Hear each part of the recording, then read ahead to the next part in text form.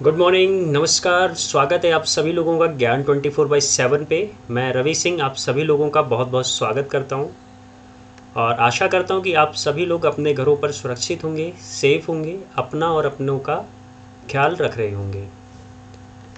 आज का जो हमारा टॉपिक है इंडियन पॉलिटी से है, भारतीय संविधान से है।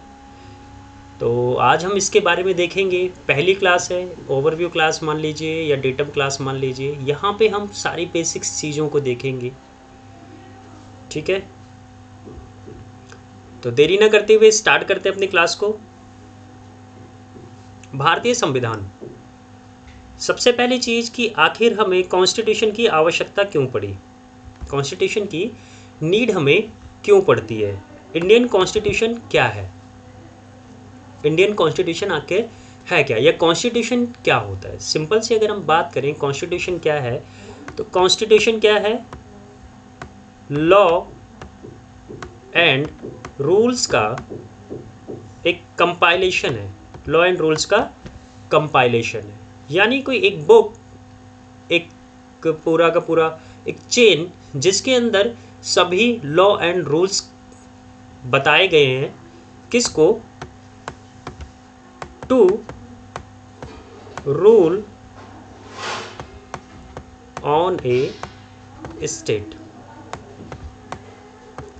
किसी राज्य पे शासन करने के लिए, किसी राज्य पे शासन करने के लिए हमें किन किन रूल्स की आवश्यकता पड़ेगी, किन किन रेगुलेशंस की आवश्यकता पड़ेगी, किन लॉज की आवश्यकता पड़ेगी, उन सभी का जब एक कंपाइलेशन किया जाता है, उनको एक जगह संग्रहित किया जाता है, तो वो क्या कहलाता है? संविधान कहलाता है, कॉन्स्टिट्यूशन कहलाता है।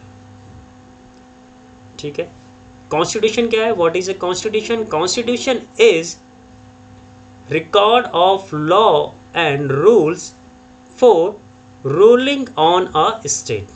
किसी भी राज्य पर, राज्य का मतलब यहाँ पे स्टेट से, स्टेट का मतलब यहाँ पे नेशन से भी है और जो स्टेट्स हैं उनसे भी है। ऐसा नहीं है सिर्फ जो राज्य हैं उत्तर प्रदेश, गुजरात, महाराष्ट्र, पश्चिम बंगाल, ऐसे नहीं। एक कंप्लीट नेशन की बात करें, एक कंप्लीट स्टेट की बात करें, या फिर हम कुछ जो गवर्नमेंट बॉडीज़ हैं उनकी भी अगर हम बात करते हैं तो वो भी क्या है? स्टेट है। ठीक है, आगे चल के हम देखेंगे। अब भारत के संविधान की आवश्यकता क्यों पड़ती है, सबसे पहली चीज़ तो ये आती है। तो अगर आप सभी को पता ही होगा कि 1947 से पहले, 1947 से पहले क्या होता था कि ब्रिटिश रूल था, और ब्रिटिश से पहले मुग़ल थे, मुग़ल से पहले दिल्ली सल्तनत थी, अरब लोग थे, उसके पहले भारतीय शासक थे। अलग अलग शासक आए, अलग अलग लोगों ने शासन किया, राज किया, बट किसी ने भी उन लोगों के बारे में नहीं सोचा जो भारत में रहते हैं, यानी आम जनता के बारे में, नागरिकों के बारे में किसी ने भी कुछ भी नहीं सोचा, ना ही कुछ किया। But according to the Britishers, people were happy during the Mughal period.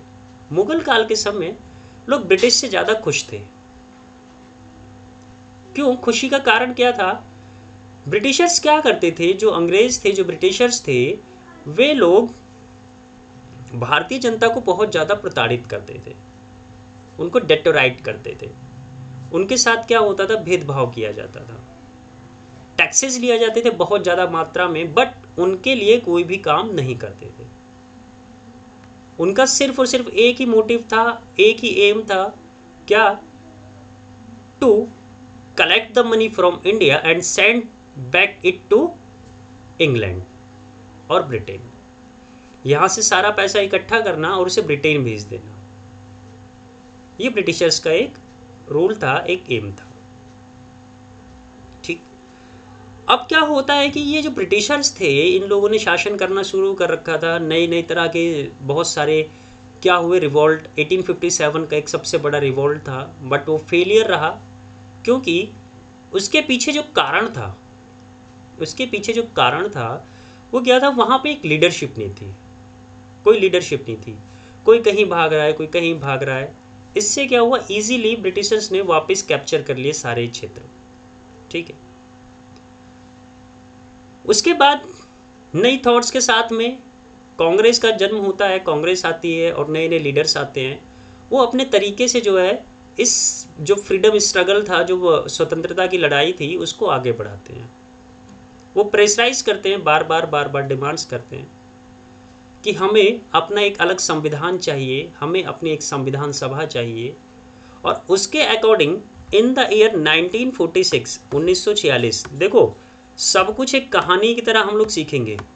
बचपन से ही हमें कहानियाँ याद करना बहुत आसान लगता है, ठीक है। 1946 में एक टीम आती है जिस टीम का नाम था कैबिनेट मिशन। क्या नाम था? Cabinet mission. और इस कैबिनेट मिशन ने क्या किया कि इंडियंस को ये परमिशन दे दी कि they can make their constitute assembly and make the constitution. Cabinet mission आता है, ठीक है। कैबिनेट मिशन के हेड थे सर्वेवल, और इन्होंने क्या किया, इंडियंस को बोला कि भाई ठीक है, आप अपनी संविधान सभा बना सकते हो, लेकिन पहली चीज़ हमें ये बताओ, हम आपको हैंड ओवर तो कर दें, हम आपको इंडिया की जो पूरी की पूरी रूल करने की, जो शासन करने की पूरी सत्ता है, वो हम आपको हैंड ओवर तो कर देते हैं, but how will you rule? आप कैसे शासन करेंगे? Please provide us a document related to this. हमें इससे संबंधित एक डॉक्यूमेंट प्रोवाइड कराइए जिसमें आप हमें बताएंगे कि कैसे कैसे आप रूल करेंगे, आप कैसे रूल करते हैं, क्या क्या आपकी कंडीशंस होंगी, आप लोगों के लिए क्या करेंगे, वो सारी चीज़ें हमें नोट डाउन करके दीजिए। उसी के चलते 1946 में ये तय होता है, that was decided by the Congress and all the parties in India at during the 1946। सभी पार्टीज के द्वारा ये डिसाइड होता है कि एक हम कॉन्स्टिट्यूट असेंबली बनाएंगे, we will form a constitute assembly, एक संविधान सभा का निर्माण करेंगे जो भारत के लिए संविधान का निर्माण करेगी। दैट उन्होंने क्या किया, the constitute assembly will draft the constitution for India. Bharat के लिए संविधान की क्या करेगी, निर्माण का शुरुआत करेगी। अब कैसे कैसे कुछ पॉइंट्स आते हैं। सबसे पहली चीज आती है कॉन्स्टिट्यूट असेंबली का जो सबसे पहला एक थॉट आया, जो इंट्रोड्यूस किया गया, वो सबसे पहले किया गया बाय एम.एन. रॉय द्वारा इन 1934 में एम.एन. रॉय थे।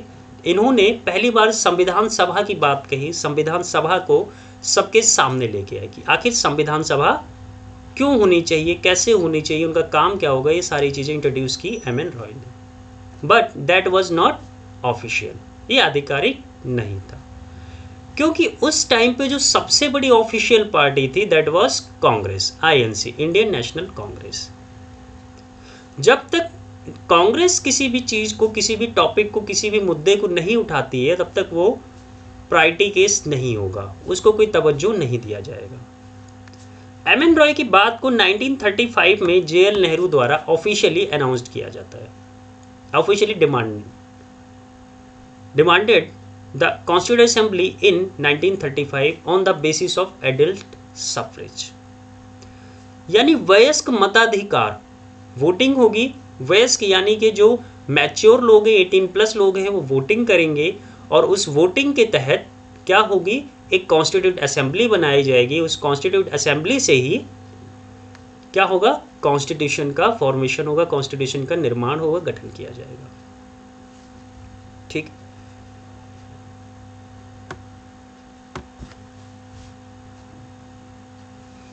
अब यहाँ पे क्या आता है 1938 में इन्होंने पहले जो डिमांड की थी वो कोई फ्री इंडिया के लिए या इंडिपेंडेंट इंडिया के लिए नहीं की थी। बट 1938 में Nehru demands the constitute assembly for free India, independent India. देखो, स्वतंत्र भारत के लिए संविधान सभा की मांग की Jawaharlal Nehru demanded Constituent Assembly for independent India on the basis of adult suffrage in 1938. इसके बाद 1940 में British government accept the demands of Jawaharlal Nehru and Congress, and that proposal was known as August proposal. क्योंकि अगस्त month में आया था इसलिए इसको अगस्त प्रस्ताव भी कहा जाता है.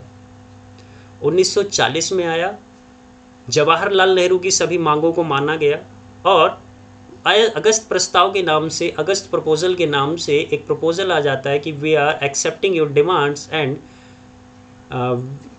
We are thinking to give you the power to make constitute assembly. हम आपको ये शक्ति देंगे, हम सोचेंगे, हम विचार करेंगे कि आप कॉन्स्टिट्यूट असेंबली बना सको.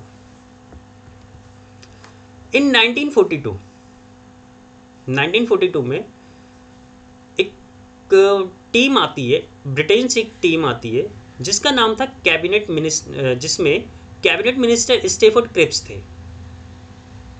जो हेड थे वो कैबिनेट मिनिस्टर स्टेफोर्ड क्रिप्स थे और इसी वजह से इस टीम का नाम, इस कमेटी का नाम क्रिप्स मिशन पड़ा. Cripps mission. इन्होंने क्या बोला, ड्राफ्टिंग प्रस्ताव के साथ भारत आए कि भाई आप ड्राफ्ट करेंगे, कैसे ड्राफ्ट करेंगे, वो सारी चीज़ें. इन्होंने एक कंडीशन रखी कि भाई इसको सभी पार्टियां मानेंगी.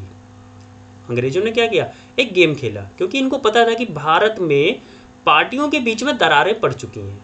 कांग्रेस अलग चल रही थी, मुस्लिम लीग अलग चल रही थी, सुभाष चंद्र बोस की एक पार्टी जो कांग्रेस से हट चुके थे वो अलग अपना चल रहे थे, सभी लोग अलग अलग भाग रहे थे. तो ब्रिटिशर्स ये वेल नोन थे कि they can't come together at any point.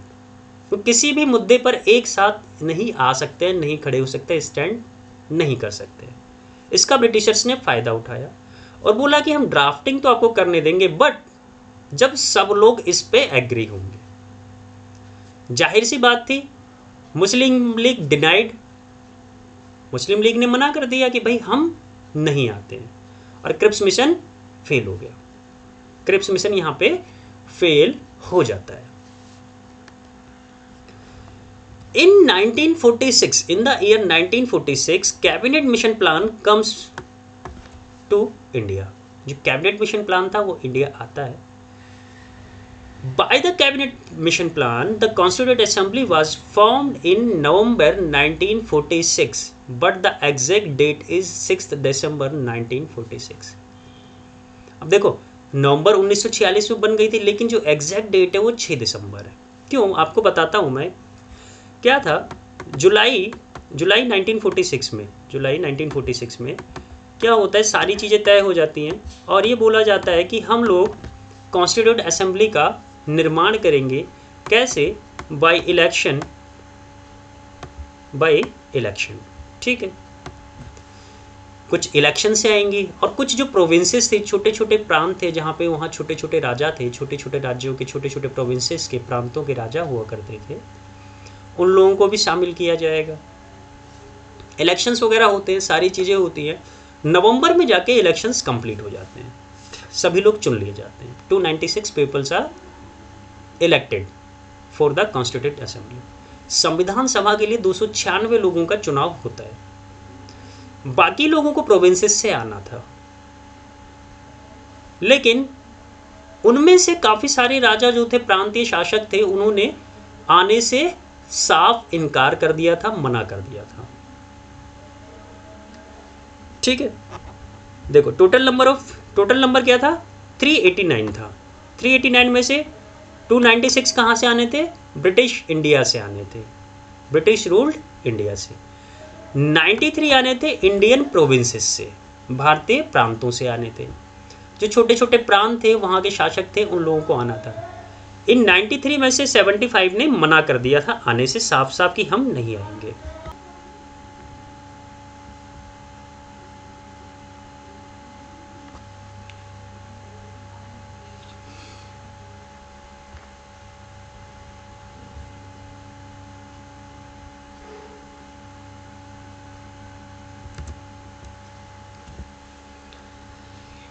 93 में से 75 लोगों ने क्या कर दिया था, मना कर दिया था कि भाई हम लोग शामिल नहीं होंगे। ठीक है, अब जो इलेक्शन हुए थे वो इलेक्शन कैसे हुए थे, 1 मिलियन की जो आबादी थी उस पे 1 सीट थी। ठीक है, 1 मिलियन पे 1 सीट, यानी कि 10 लाख लोगों पर एक व्यक्ति का चयन होना था संविधान सभा के लिए, इलेक्शन होना था। ठीक है, चुनाव होना था, और इसी आधार पे संविधान सभा के सभी सदस्यों का चुनाव होता है। ठीक है, 6 दिसंबर को क्या होता है, संविधान सभा का फॉर्मेशन हो जाता है। ऑफिशियली फॉर्मेशन जो है 6 दिसंबर 1946 को कॉन्स्टिट्यूट असेंबली का फॉर्मेशन।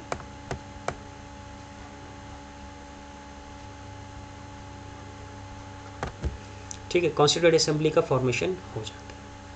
इसके बाद वर्किंग स्टार्ट होती है। The very first meeting of the constitute assembly was held on 9 दिसंबर 1946। संविधान सभा की पहली बैठक 9 दिसंबर 1946 को होती है और सर्वसम्मति से।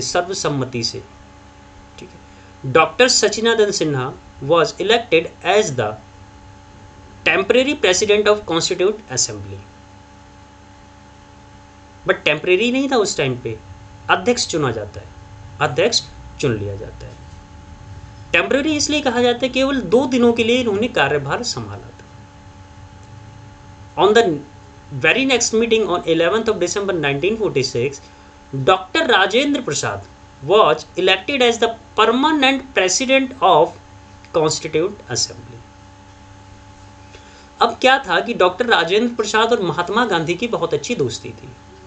देखो समझना बात, डॉक्टर राजेंद्र प्रसाद और महात्मा गांधी बहुत अच्छे दोस्त थे, और जो डॉक्टर सच्चिदानंद सिन्हा थे ये और महात्मा गांधी के विचार थोड़े से एक दूसरे से कॉन्ट्राडिक्ट करते थे, एक दूसरे के खिलाफ जाते थे। कांग्रेस के अंदर सबसे ज़्यादा बात मानी जाती थी महात्मा गांधी की। महात्मा गांधी ने बोला कि भाई सच्चिदानंद सिन्हा जो है काफ़ी बुजुर्ग हो चुके हैं, वो इतना सारा काम, इतना सारा लोड नहीं ले पाएंगे, तो आप एक काम करो, राजेंद्र प्रसाद हैं, पढ़े लिखे व्यक्ति हैं, अच्छे व्यक्ति हैं, आप इनको जो है संविधान सभा का स्थायी अध्यक्ष चुन लो, और जब तक संविधान कंप्लीट नहीं हो जाता है तब तक ये ही क्या पद पे बने रहेंगे।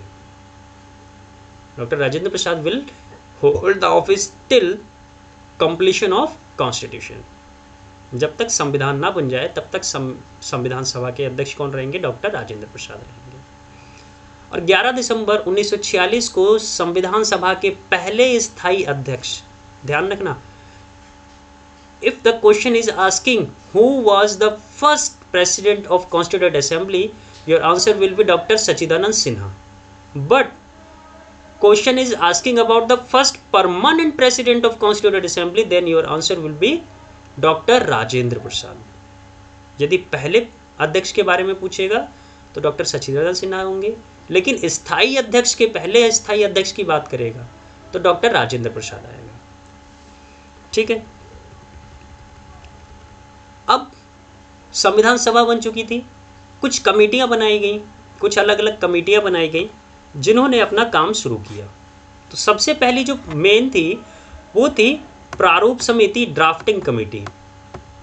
ठीक है, there work to draft the constitution, जो संविधान के लिए ड्राफ्ट तैयार करेंगे, मैपिंग करेंगे कि संविधान में हमें क्या क्या चीज़ें चाहिए, कैसे कैसे चाहिए, ये सारी चीज़ें वो डिसाइड करेंगे और कॉन्स्टिट्यूट असेंबली के सामने प्रेजेंट करेंगे।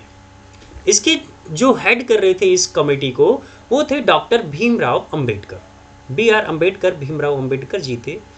ये प्रारूप समिति का हेड कर रहे थे, अध्यक्ष थे, इसीलिए इनको संविधान का निर्माता भी कहा जाता है।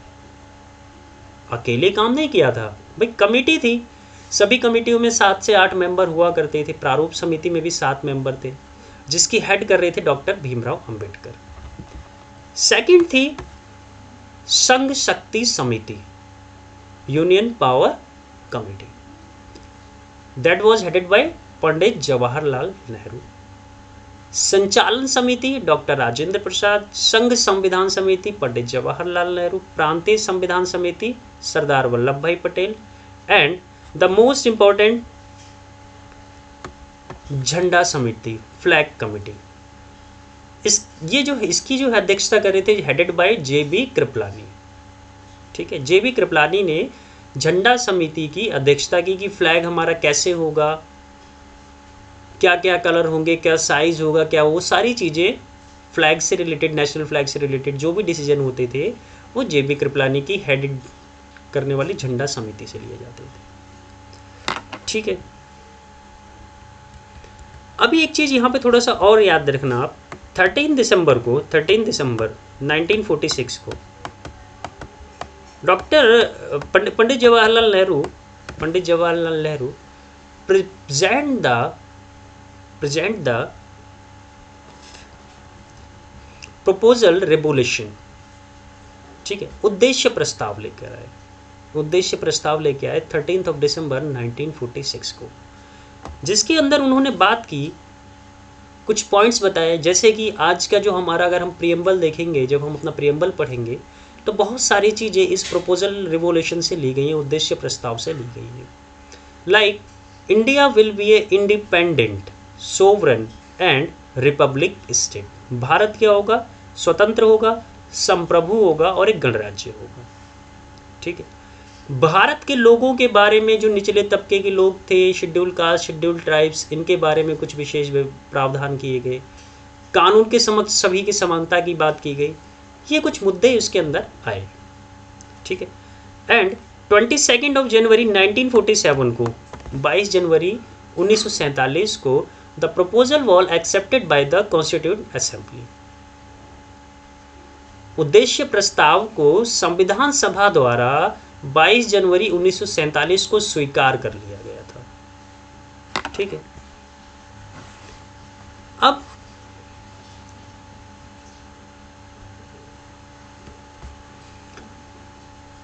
अब क्या होता था भाई, जो कॉन्स्टिट्यूंट असेंबली थी उसकी जो वर्किंग थी, the constituent assembly was works as the parliament of India. जो संविधान सभा थी वो भारत की संसद की तरह कार्य कर रही थी। When the constituent assembly work as the legislature on the case, जी.वी. Mavalankar presides the constituent assembly. अब देखो, जब जब बैठक होगी, उस बैठक को, जैसे भी आप देखते हो लोकसभा के स्पीकर होते हैं, राज्यसभा में स्पीकर होते हैं। ठीक है, एक कॉन्स्टिट्यूंट सभा के जो अध्यक्ष थे वो तो डॉक्टर राजेंद्र प्रसाद थे, but as a speaker work जो कर रहे थे वो कौन कर रहा था? जी.वी. मावलंकर कर रहे थे।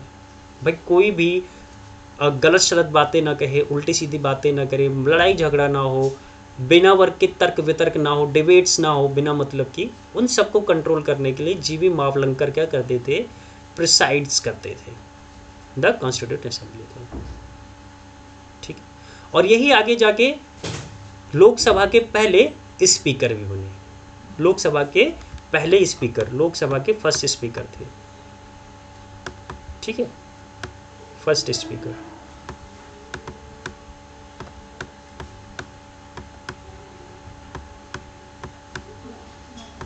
कौन थे? जी.वी. मावलंकर। ठीक है, चल अब कॉन्स्टिट्यूंट असेंबली का जो काम हुआ, एक बहुत अच्छा ही क्वेश्चन है कि कॉमनवेल्थ कॉमनवेल्थ में इंडिया की मेंबरशिप को, कॉमनवेल्थ गेम्स में इंडिया की मेंबरशिप को किसने वेरीफाइड किया और कब वेरीफाइड किया?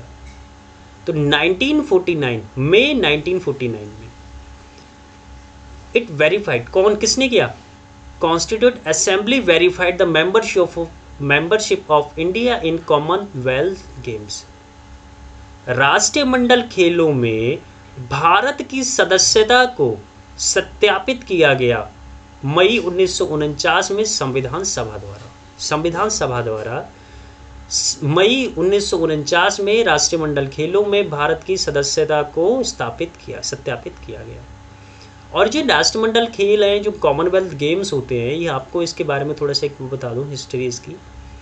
एक्चुअल में क्या था, ब्रिटेन जो था उस टाइम की अगर हम बात करें 18th और 17th 18th 19th सेंचुरी की बात करते हैं, 20th सेंचुरी की बात करते हैं, तो एक बात थी कि ब्रिटेन का सूरज कभी अस्त नहीं होता है। ब्रिटेन का सन जो है कभी भी अस्त नहीं होता है। क्यों? क्योंकि इंग्लैंड से लेके इंडिया, चाइना, साउथ अफ्रीका, बहुत सारी कंट्रीज पे इनका क्या था, अधिकार था, राज्य था इनका, राज था इनका, रूल कर रहे थे ये लोग।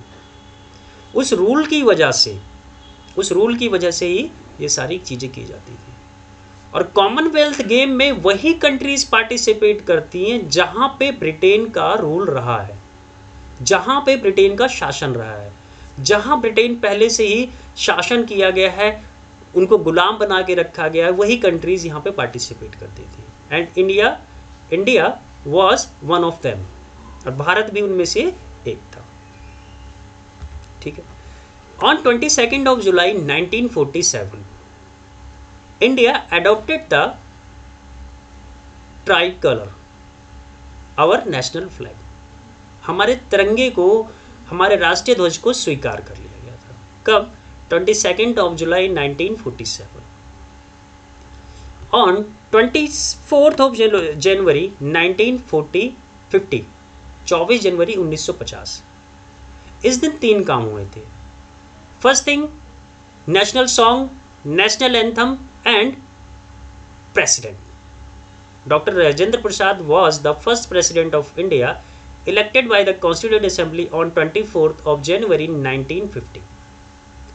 24 जनवरी 1950 को संविधान सभा द्वारा डॉक्टर राजेंद्र प्रसाद को भारत के पहले राष्ट्रपति के रूप में चुना गया। तो अगर हम कहें तो 24 जनवरी 1950 को क्या हुआ? गीत, गान और पति। सिंपल सी चीजें रखना, गीत, गान और पति, राष्ट्रगीत, राष्ट्रगान और राष्ट्रपति। इन तीनों चीजों को अडॉप्ट कर लिया गया था, स्वीकार कर लिया गया था, अपना लिया गया था। ठीक है। अब बात करें हम संविधान बनने में। हमारा जो संविधान था, हमारा जो कॉन्स्टिट्यूशन था, वो 26 नवंबर 1949 को कंप्लीट हो चुका था। 1949 को कंप्लीट हो गया था।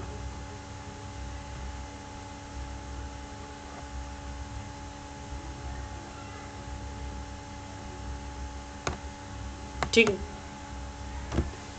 1949 26 नवंबर 1946 में। तो अगर इससे हम स्टार्ट करें तो टोटल जो टाइम लगा कॉन्स्टिट्यूशन बनने में 2 years 11 month and 18 days। ठीक है।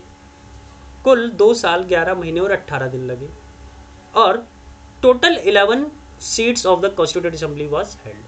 कुल 11 बैठकें हुई, कुल 11 बैठकें हुई। संविधान निर्माताओं ने, जो कॉन्स्टिट्यूएंट असेंबली के सदस्य थे, जो संविधान का निर्माण कर रहे थे, उन्होंने 60 देशों के, मोर देन 60 देशों के संविधान को खंगाला था। They studies the constitution of more than 60 states, 60 countries. ठीक। तो total expenditure was near about 65 lakh और 64.70 lakhs। Sometimes it will known as 64 lakhs। आपको ध्यान रखना है, अगर क्वेश्चन में 64 65 दोनों दे रखा है तो आपको 65 के साथ जाना है, और अगर 65 नहीं है, 64 है, तो 64 के साथ ही जाना है। जब संविधान बनके तैयार हो गया, संविधान तैयार हो गया, तो उस पर डिस्कशन जो हुआ, जो संविधान का ड्राफ्ट आया, उस पर 114 डेज तक डिबेट चलती रही, डिस्कशन चलता रहा, और कई सारी चीज़ें रिमूव की गई, ऐड की गई, वो सारी चीज़ें 114 डेज तक चलता रहा। ठीक है।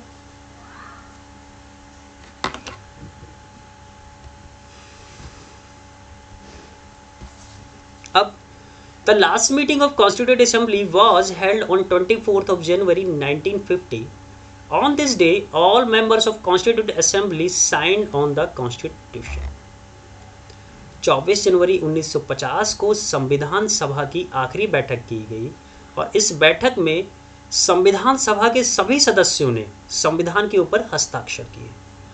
टोटल जो मेंबर्स थे जिन्होंने सिग्नेचर किए वो थे 289, जिन्होंने 24 जनवरी को किए थे। बाकी जो रेस्ट ऑफ थे वो 26 नवंबर को ही कर चुके थे, 26 नवंबर 1949 को ही कर चुके थे।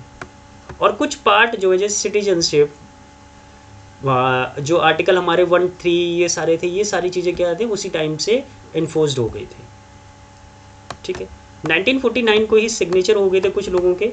बाकी जो रेस्ट ऑफ थे वो 289 पीपल थे, 289 मेंबर्स थे, उन्होंने 24 जनवरी 1950 को सिग्नेचर किए थे। ठीक है, after 26 January 1950 all the members of Constitution Assembly work as the ad hoc parliament till general elections held in 1951 to 52। यानी कि जब तक संविधान सभा जो थी उसने क्या किया, तदर्थ संसद के रूप में काम किया, तटस्थ संसद यानी टेम्पररी। कब तक? जब तक आम चुनाव नहीं हो गए 1951 और 52 के। 1952 के जब चुनाव हो गए तो राज्यसभा और लोकसभा का गठन हो गया, आम तरह से संसद बन गई और जो इलेक्शंस हो गए सरकार बन गई और वो काम करना शुरू कर चुकी थी। उससे पहले जो थे एड हॉक पार्लियामेंट थी, कॉन्स्टिट्यूएंट असेंबली वर्क कर रही थी as ad hoc parliament and president was doctor Rajendra प्रसाद।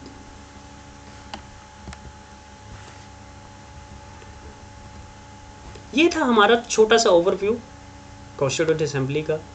ठीक है, ये पीडीएफ मैं आप लोगों को प्रोवाइड करवा दूंगा। इसमें कुछ क्वेश्चंस हैं, आप लोग देखिएगा। जैसे कि पहला क्वेश्चन है, what is the tenure of individual Rajya Sabha members? व्यक्तिगत राज्यसभा सदस्यों का कार्यकाल क्या होता है? तो आपको बता दूं, जो राज्यसभा के सदस्य होते हैं उनका कार्यकाल 6 वर्षों का होता है। राज्यसभा जो है ये अपर हाउस के नाम से जानी जाती है, इसको अपर हाउस कहा जाता है, उच्च सदन कहा जाता है। ठीक है, क्यों? क्योंकि ये कभी भी विघटित नहीं होती है, कभी भी एंड नहीं होता है, कभी भी डिसॉल्व नहीं होती है। ठीक है, कभी भी डिसॉल्व नहीं होती है। एवरी टू ईयर में क्या होता है, 1/3 मेंबर्स ऑफ राज्यसभा क्या करते हैं, रिटायर कर जाते हैं और उनकी जगह नए लोग ले लेते हैं और इस तरह से ये चलती रहती है। लोकसभा को लोअर हाउस कहा जाता है क्योंकि वो कभी भी उसका विघटन हो सकता है। गवर्नमेंट अगर फ्लोर टेस्ट में फेल हो जाती है तो क्या हो जाएगा, गवर्नमेंट फेल और सभी लोगों का क्या हो जाएगा, रिजिग्नेशन हो जाएगा और गवर्नमेंट खत्म हो जाएगी, लोकसभा का विघटन हो जाएगा। ठीक है, तो इस तरह से ये हमारी चीज़ें थी, हमने देखा कॉन्स्टिट्यूएंट असेंबली क्यों बनी। अगली वीडियो जो होगी हमारी, जो अगली वीडियो आएगी आज ही मैं डाल दूंगा उसको, कि ब्रिटिशर्स भारत में क्यों आए थे, अंग्रेज भारत में क्यों आए और उन्होंने शासन क्यों स्टार्ट किया। हिस्ट्री पॉलिटी दोनों की चीज़ें हैं, दोनों चीज़ें इसमें कवर होंगी। एक बहुत अच्छी स्टोरी है, आप लोगों को समझ में आएगी और उम्मीद करता हूँ कि आप लोगों को पसंद भी आएगी। तब तक के लिए बने रहिए हमारे साथ। Thank you so much, thanks for watching. Stay safe at your home, keep learning, keep studying. पढ़ते रहिए, रिवीजन करते रहिए और हमेशा खुश रहिए, हंसते रहिए, मुस्कुराते रहिए। ईश्वर आप सभी लोगों की सभी मनोकामनाएं पूर्ण करते हैं। अगर मेरी वीडियोज़ आपको अच्छी लगती हैं तो चैनल को लाइक, सब्सक्राइब और शेयर करते रहिए। बस इतनी सी बात कहूँगा आप लोगों से, बाकी मुझे कहने की आवश्यकता नहीं है। औरों की तरह मैं ज़्यादा प्रमोट नहीं करूँगा कि आप मेरे चैनल को सब्सक्राइब करें, लाइक करें, शेयर करें। अगर आपको मेरी वीडियोज़ अच्छी लगेंगी, मेरा पढ़ाया हुआ आपको समझ में आएगा तो आप लोग खुद ही ये सारी चीज़ें कर लेंगे। चलिए, अगली वीडियो के लिए वेट कीजिएगा। तब तक के लिए thank you so much, bye bye, take care.